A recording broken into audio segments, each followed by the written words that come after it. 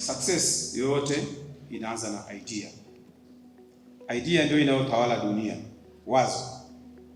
Na kila mtu anayo mawazo, na mawazo yanatokana na changamoto tunazokumbana nazo.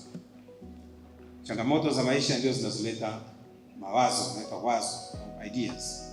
Kila mtu anayo, lakini ni wachache ambao wana courage ya kutokea na idea zao na kutaka kuzifanya kuwa kitu.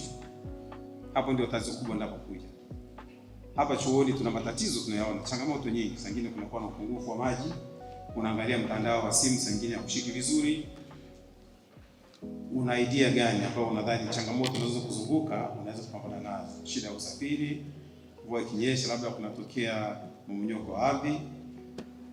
Kuna matatizo mengi. Na yote hayo tunahitaji ideas. Ukiona watu ambao wako successful duniani ni kwa sababu ya ideas. Katika hayo mawazo mapya ndipo tunapotengeneza ajira. Soko la ajira liko gumu sasa hivi. Hayo mawazo mapya ndio yanayohitajika kutengeneza ajira. Uwe creative kutokana na idea yako, ilete innovation, and then you turn into an entrepreneur, na baadaye unakuwa umetengeneza ajira. Sio kwako tu, na unaweza kutengeneza ajira kwa ajili ya watu wengine.